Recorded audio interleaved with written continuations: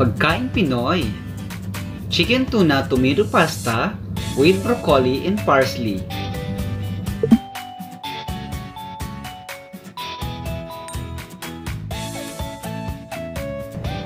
Hi mga ka-challenge! Welcome back sa aking channel. Ang menu natin for today, chicken tuna, tomato pasta with broccoli and parsley. Tcharan! Ready na ang ating mga sangkap. Mayroon tayong pasta, tomato, broccoli, parsley.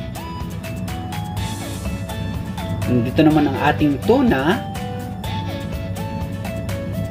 fried chicken, garlic, onions, and olive oil.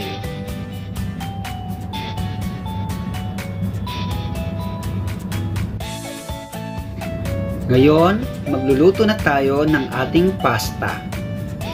Magpapakulo tayo ng tubig at lalagyan natin ng oil para hindi magkadikit-dikit yung pasta pag naluto. At lalagyan natin ng asin para medyo magkalasa yung pasta. Pag kumulo na ang ating tubig, saka natin ilalagay ang ating pasta. Tapos hihintayin natin kumulo ulit yung tubig at saka natin halu-haluin para hindi magkadikit-dikit yung pasta.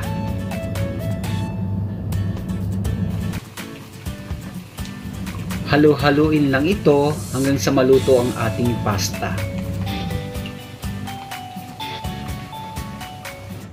Ang susunod nating lulutuin ay ang chicken.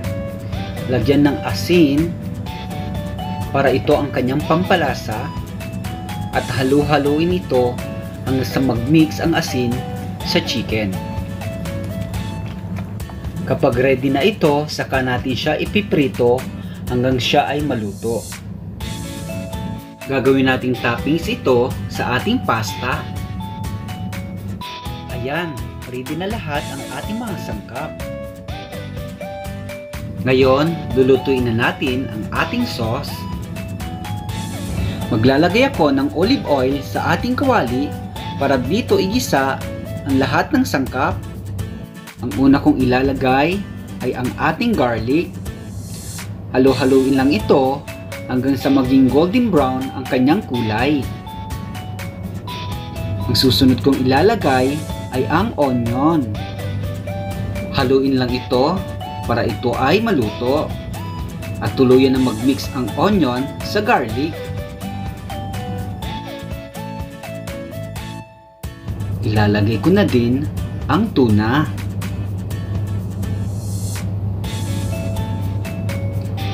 Haluin lang ito hanggang siya ay magisa at maluto.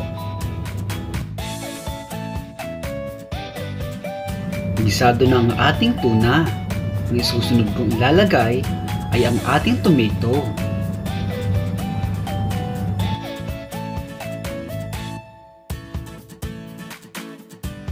Hayaan mag-mix ang tuna at tomato dahil ito ang magbibigay ng masarap na lasa sa ating pasta.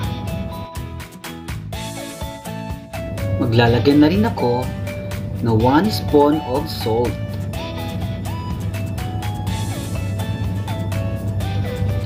Half spoon of Ajinomoto. 1 spoon of black pepper.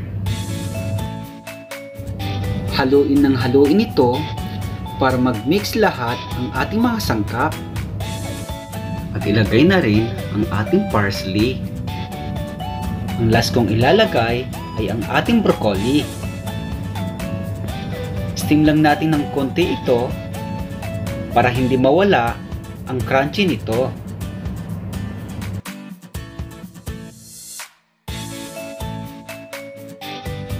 Dahil luto na ang ating sauce, ilalagay ko na ang ating pasta.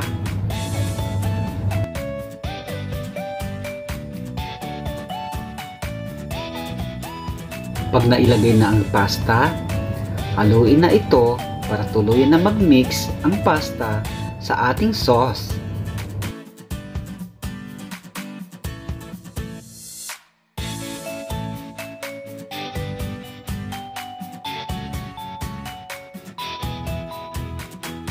Ayan, luto na ang ating pasta.